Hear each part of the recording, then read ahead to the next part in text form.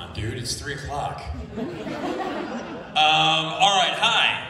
I'm Nick DiGilio, and thank you guys for coming out, 20th anniversary. This is the what was that? Sorry, I thought somebody said something, I was gonna punch him. Hey, this is actually the last Q&A. So we're gonna go fucking nuts. We're gonna start flipping tables and bust this room up. No, I'm kidding. Anyway, let's see. I know you guys have been waiting for this. By the way, you know, I know that these seats are reserved for the ultimates, right? In the front. Come on down. Come on down. Come on down. Come on down. We got a mic here for questions. We're gonna do that. This is the last. Like I said, man, we're throwing the rules out the window. You gotta wait. I'll tell you when to ask your question. We're not gonna go that nuts, dude. You got a noogie from Don Gibb. Your head is still hurt. So come on down, everybody take a seat. We're gonna have some fun. Enough of my gabbing. We'll talk with these two lovely ladies from the Nightmare on Elm Street series. And let's bring them up. Are you guys ready to come on? Are you guys ready? Okay.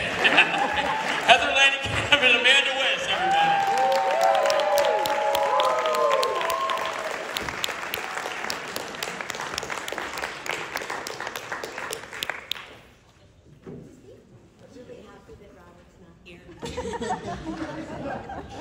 We don't tell him. We can get a word in. We can talk. Don't tell him. Don't say anything to Robert. Are you sure? Does he talk a lot? No, I'm just joking. Are you kidding me? He's still talking right now. Nobody's around him.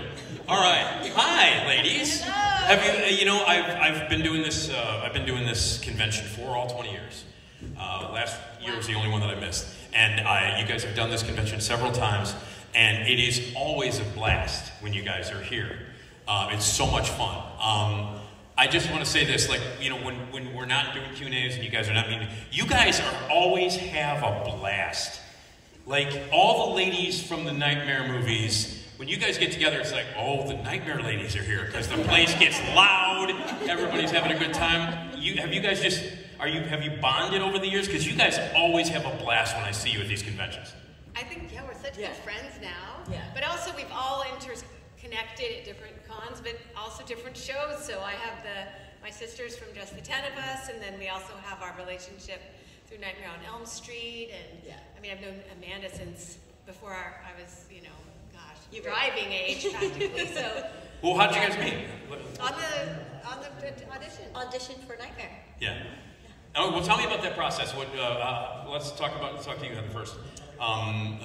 Where did you hear about it, the audition process, and how you got the part? It was an audition, like a lot of auditions. Your agent calls you and says, there's a part for a young girl.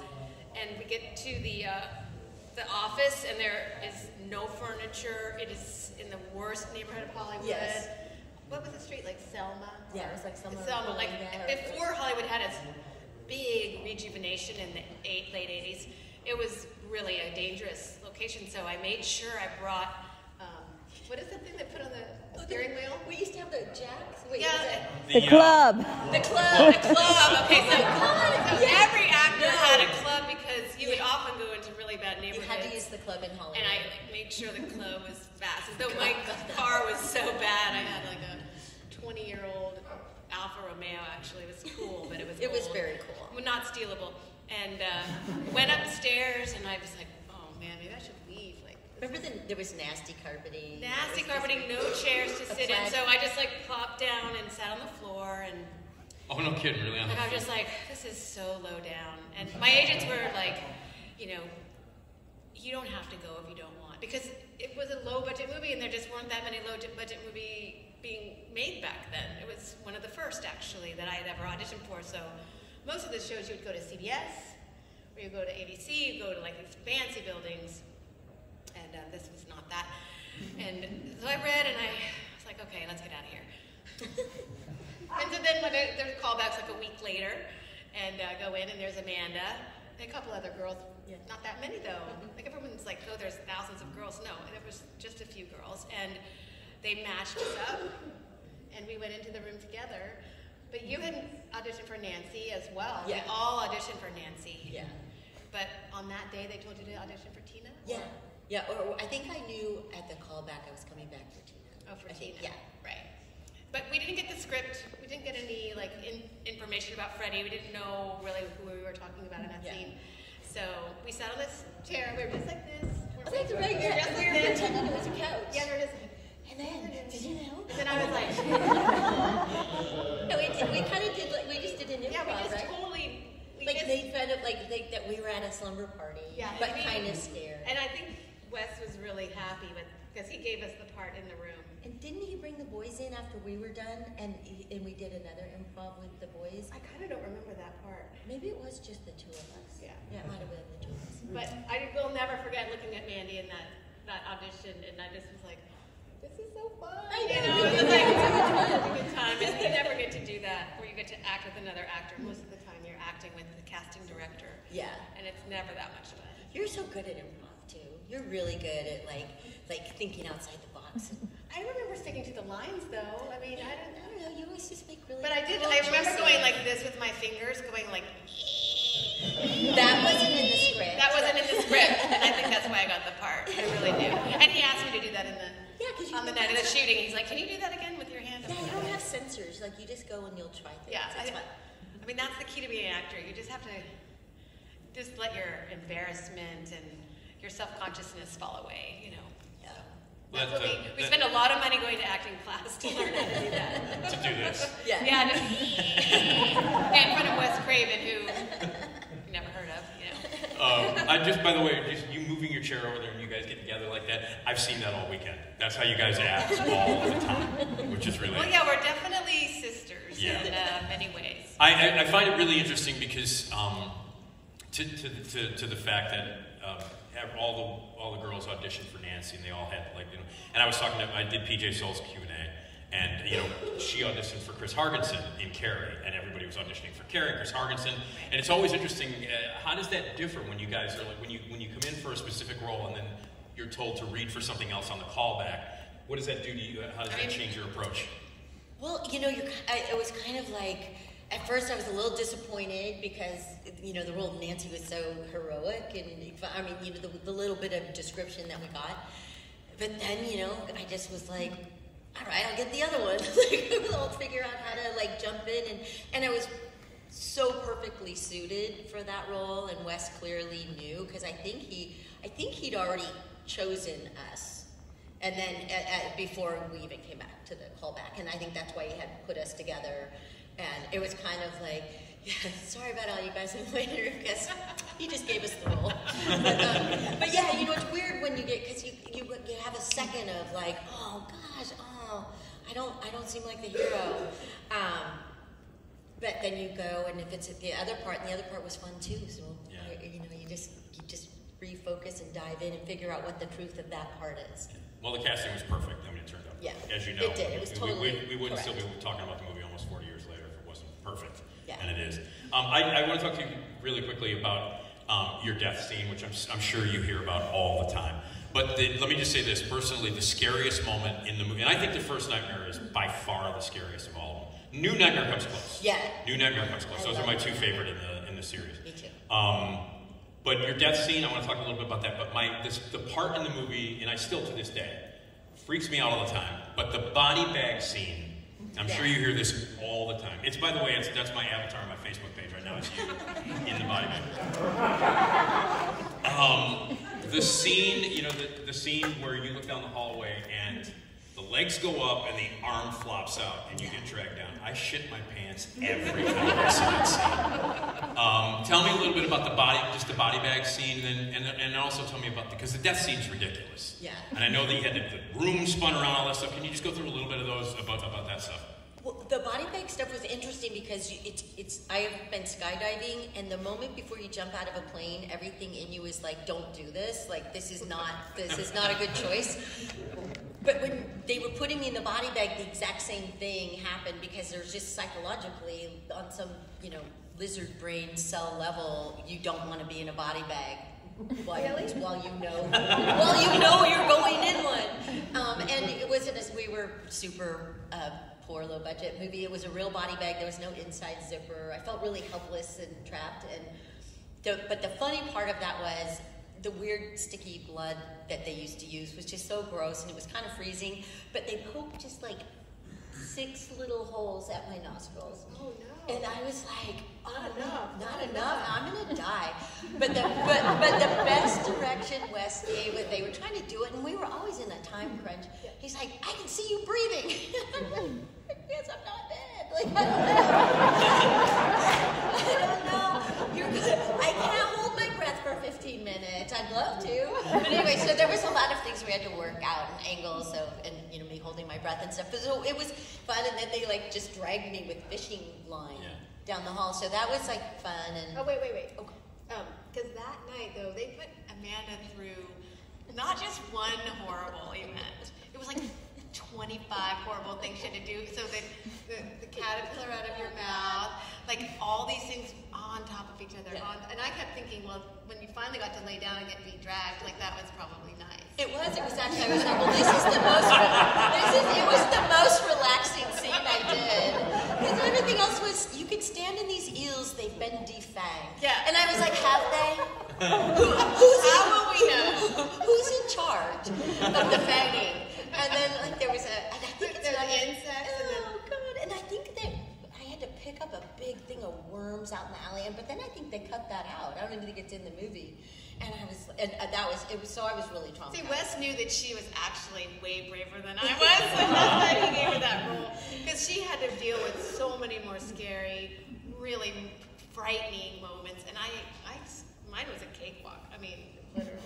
You guys should have known this was going to happen when you saw the carpet at the audition. It was so nasty, and we did all have to sit on it. But when you're young, you're like, so cool, I'm an actor in LA, and I got my club on my car, I got my Thomas guide, I know how to get around. We had these very thick maps called Thomas guides. They probably have them in Chicago too before, but as an actor, you would just flip open the page and you'd like get your route, like I'm gonna go Hauser, I'm gonna go Pico. It's like you'd have to be on time, obviously. And most of the auditions were on 34 and 48. It was something like that, and you'd be like, by 34 and 48, we're all falling out of the book. And you're like trying to figure out and pulling over to payphones. Yeah, getting directions. It's interesting that we've been talking about a lot of the films this weekend, and some of them turned out to be classics that you didn't think would be classics. So like, as I refer to PJ again, nobody knew what Halloween was going to become. It was a movie that was shot in 21 days and it cost nothing. And, so when you guys shot this movie, as you were shooting, and I mean, Wes had a reputation, obviously, by that point. A bad one. Yeah, really bad one. Expand upon that. Well, I mean, I'd never heard of him, and only Robert had heard of him, and he's like, these are really, well, Robert always like tries to put a little shine on everything, and I knew that he was bullshitting me, and he's like, oh, he's a really up-and-coming guy. I mean, he did this movie that everyone's talking about, like not realizing everyone was saying that it was like the most depraved, horrible movie they'd ever seen. Exactly. The Last House on the Left. Last House on the Left. And I didn't even see it, because Robert's like, well, you'll never find it, and he's like, it doesn't play anywhere because it's banned everywhere, and there's no such thing as VCRs or VHS, so there was really no way for me to see Wes Craven's work unless maybe I checked out a porno movie and he was the editor. And so there was no way to check up on his work. They weren't playing it on midnight, TV. Yeah. So you just say, put it all behind you and say, well, this one he's going to do really great, Yeah. I didn't know, partly we were so young, but I didn't really have a concept of what was going to be a hit or not a hit, but my agents did not want me to do it, and I did it against and they basically never really worked very hard for me again afterwards. So I just sat, because I had imbued them with so much authority, I was like, oh, I just picked the biggest loser job to do, and everybody's against me doing it, and they were all wrong, of course, but so I just was like, oh, it's kind of a choice I made. It's really hard to put people in the mindset of what it was all about, because the movies of the day that were really popular were like, all of John Hughes's movies. Yeah. So this was like a letdown that this wasn't like 16 Candles. Like, we're not in the big starring vehicles with all the Brat Pack. Like, we're in this like really shitty low budget movie, but we have to pay rent. We have to pay our rent, and And we all worked so hard on it. Like everybody really committed to it. Like it was definitely something that. Because Wes also loved actors, and so it wasn't about a horror film. It was about our relationships and the story of like. I saw somebody on a panel at Blumhouse once say that all good horror is intrinsically sad, and that a classic horror movie, if you take the murder and mayhem out of it, there's still a great story there. And Nightmare on Elm Street has that. It's a story of relationships, of children making a family. We were the first generation of divorced parents, and there was an actual story there about their friendships and things. And so I think in hindsight now I can see like that was destined to hold up because it was a sad, really. beautiful and, story. You know, when Tina dies, you know, Nancy is luckily given scenes where she's really trying to process her sadness, and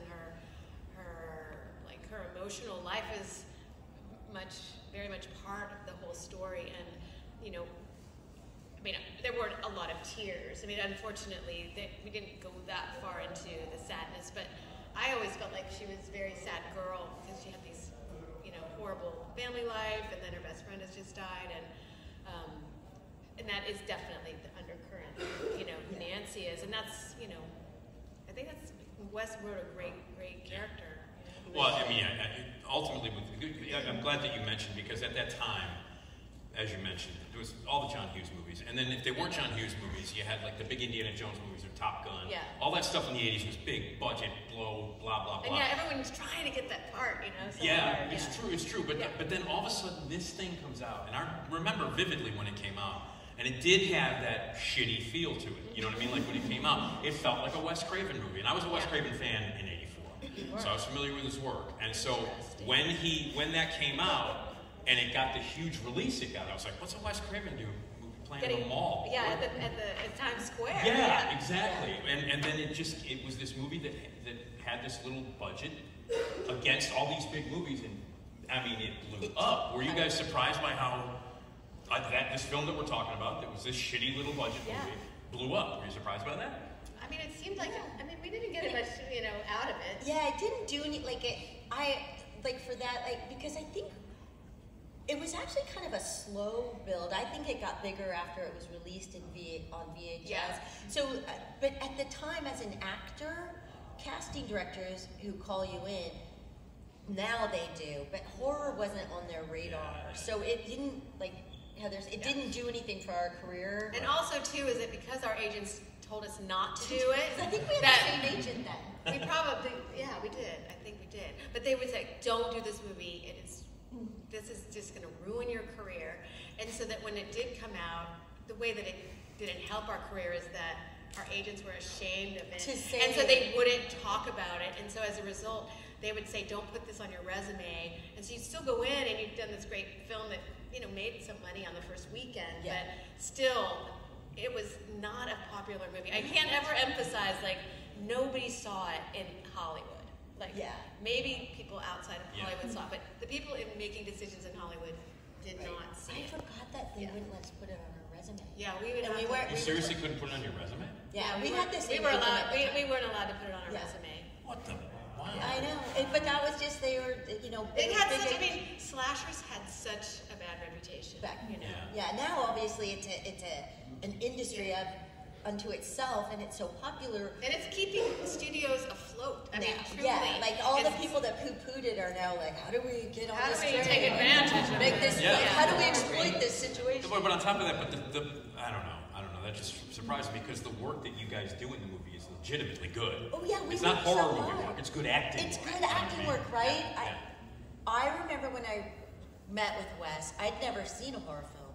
But I'd read The Others and The Exorcist and some really, I don't know, Dean Koontz and just some very scary stuff. And so I said, well, so is this how do you act in a horror film? I didn't know. I was like, is there some trick? Is there a secret? And he was like, no. He goes, that what I want is that you are so immersed in the story that audience is immersed in the story. There's no tricks, there's no gimmicks. I mean, you do learn a couple things, like if you want to build tension, like look up when the person's down there, because then the audience is like, you're looking the wrong way. So you can do a few of those without, going over the top. Right. But there's a couple of those things, like, look everywhere. And moving really slowly, like walking really slowly. Yes, where like, the audience is like, oh my God. There's someone behind me. Yeah, like, so there's a couple things like that, but as far as the interaction, The same. you don't do anything. But that, I remember last week, kind of looked at me like, what kind of questions? I'm like, I don't know. I just got out of drama school. Can I just ask a quick question? We're going to open it up to you guys. The microphone is there. I want to ask you a quick question about working with John Saxon. I love John Saxon. He was one of my favorite actors. I loved him. He did this convention about 10 years ago, 10, 12 years ago. It couldn't have been a lovelier man. I happen to be like a massive fan of his. Oh, great. What was it like to work with him? And I was like devastated when he passed away. But I'm a massive fan. Do you have any kind of? What was it like when he was in Nightmare, the original, we didn't work together very often, maybe just a few days, and he was so intimidating. He's a, imposing man, and he's not chatty, he's not, he doesn't, go out of his way to make conversation, so I just probably, hung back, and we didn't talk very much.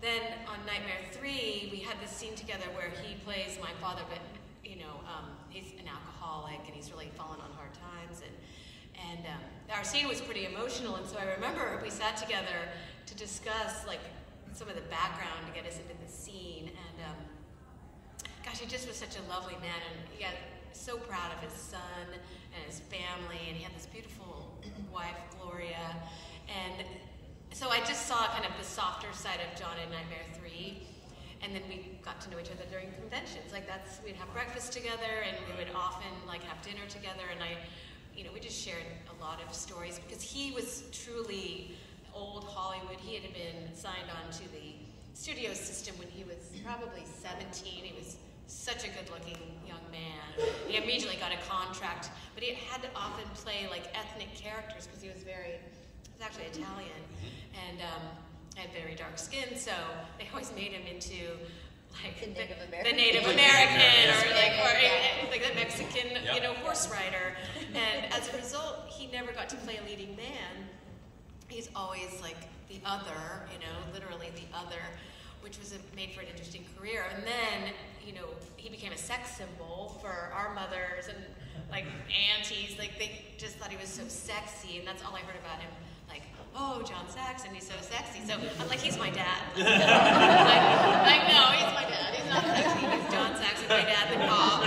And so many women would come up and tell me like how they're in love with him. And so then in Nightmare 7, we just had such a fun time because we really knew each other. And we had that fun scene where, like, why are you calling me Nancy? That whole different point of view.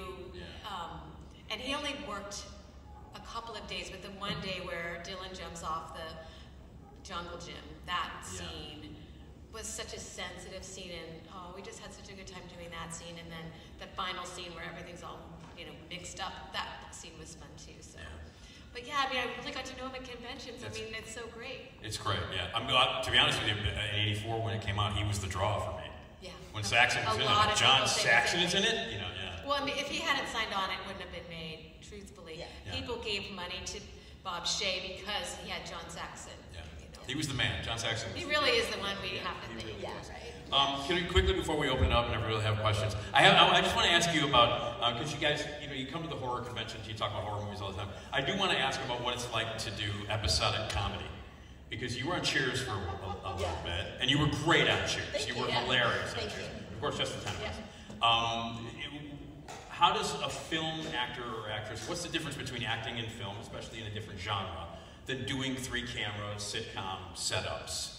What are the challenges for you guys in there? Well, the fun thing about doing 3-camera, which they do very rarely anymore, a lot of the comedies now a single camera, is that you rehearse it like a play. So you start on, say tape night is Friday night, you start rehearsing it Monday, and it's like doing a play. You rehearse the scenes, they work out the blocking, and so you rehearse all week, work on bits and gags, and you work on your jokes. You work on your jokes, and like your physicality, and it's so much fun. And then they bring in the audience, and so you'll do a taping, like say at 5 o'clock.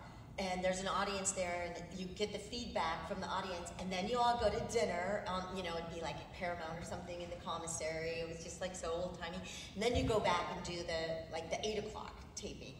And by then you've gotten a couple notes, like they're like, the audience didn't like that, and could you move into that other light? It's so fun. Did you have an audience at 8 o'clock too?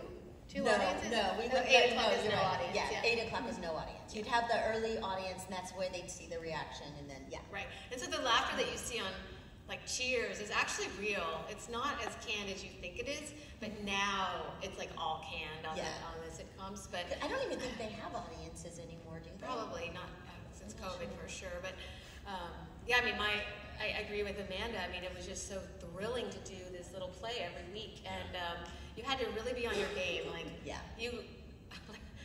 Because we were regulars, so we knew we had a little bit of job security, but not more than once. We would have a young man come on to play one of the young men in the show, and Monday we'd have this table read, and then Tuesday he wouldn't be there because if you're not like 100% on and got your jokes down. If you're a guest star at the table read, they'll just fire you that day, and then they bring in another person. Yeah. And I think Matthew Perry actually replaced a guy that got fired on a Monday. He just was like wooden, he just didn't have the chops.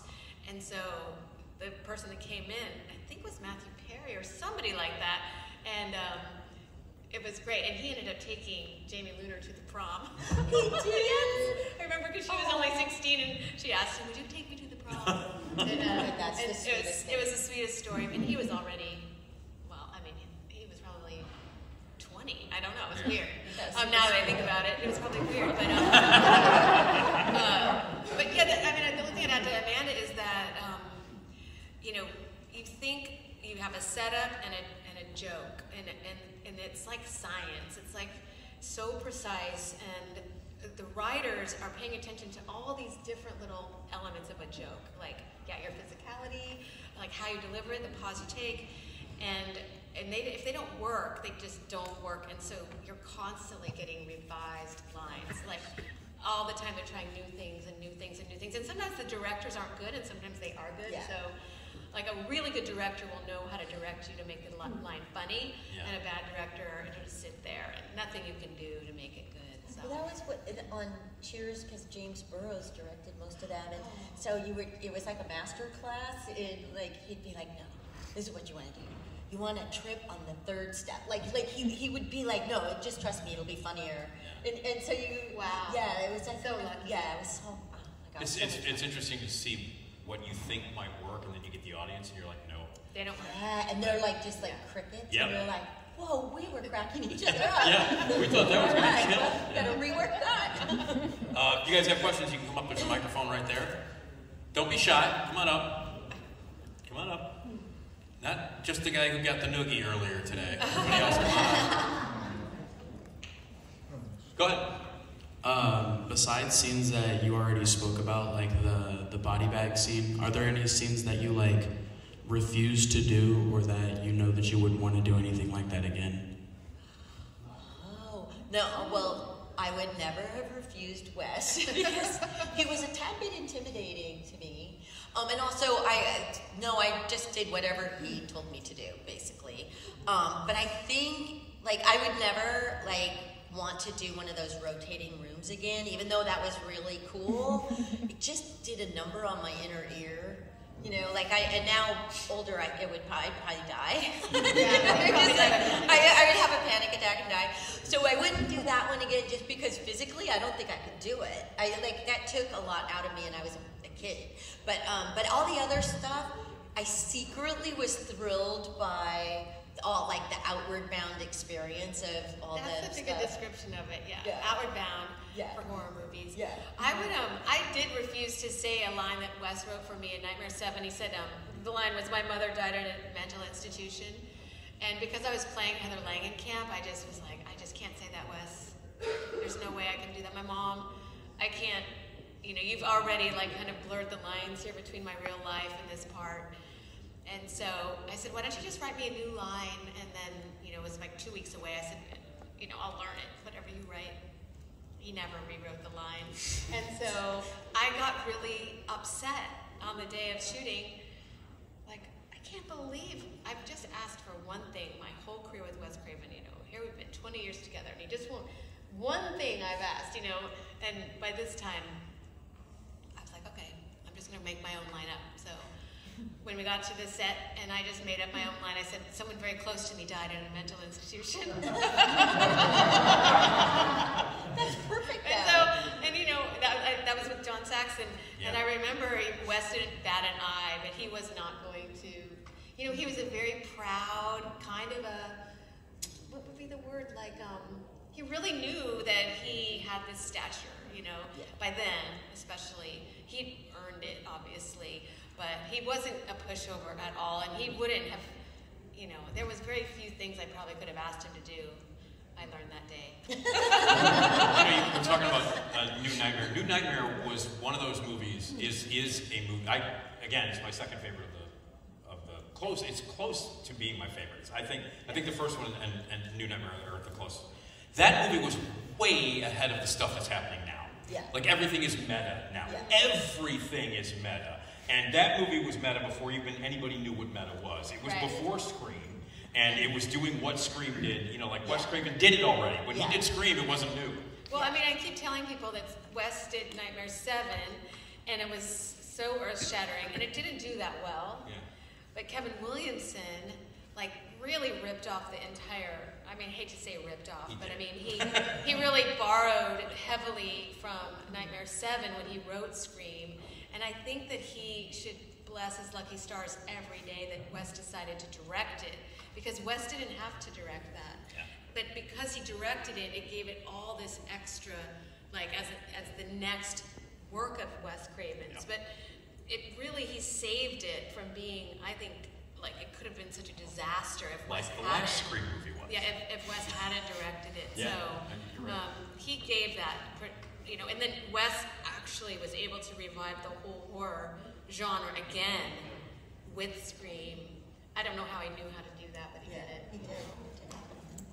And also, I was going to say about Nightmare 7, I think it's such a good casting. Aside from, and you and Robert, I just think you guys are at your best in that movie. You just are.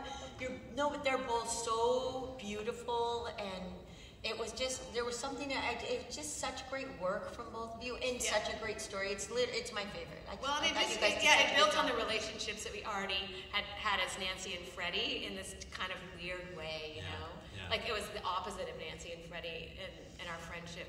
It was very, very clever. It's a really incredibly effective movie. It works on so many levels. Yeah. And quickly before we get, how did the special effects part of your life, in your personal life, the effects company that you work with your husband and everything, did that start before New Nightmare or right around the same time? Well, actually, the reason I really wasn't getting any work.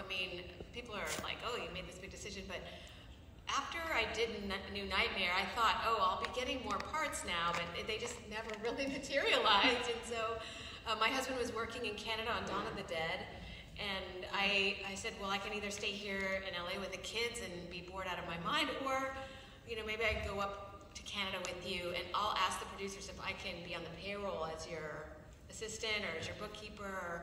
So we convinced the producer that I would be on his staff, and so I ended up organizing all the makeup effects and making sure we had the schedules all into production and do the budgets right. And David was really grateful because he hates all of that stuff. So from that moment on, that was from Canada. Since then, Dawn of the Dead, I took over that role at our company, and I don't have any talent as a makeup artist. I don't like makeup in particular. I never want to go and help design things or anything. I'm like, you guys just take care of that. And but I do love working with the sculptors. I do love watching them create things, and I love seeing the final products, and I love knowing how it worked on set, and so that part of my life, it's been very rich and very. the 6 seasons of American Horror Story alone were just No, amazing. the stuff that you guys do, Yeah. it's David great. David is the genius. It's top notch. I know how to add and subtract. There you go. I just wanted to make sure that people knew that. I mean, I'm sure people know that already, but the FX company that you guys do, I mean, amazing Well, thank stuff. you. Yeah, we just did Guillermo del Toro's Cabinet of Curiosities. We have an episode 7, I think. It's really, really cool. So that was one of the last big projects that we did. Okay, cool. All right. Hi, so my question is for Amanda. Hi, Heather, really quick. So my question is, hypothetical. Tina is the hero of the original Nightmare instead of Nancy, as she is. So how would she go about trying to save her friends, and how do you think she would handle the final showdown versus Freddy?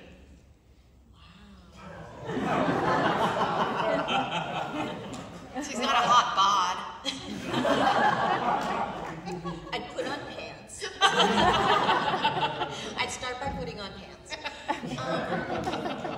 Gosh, I think because Tina's so,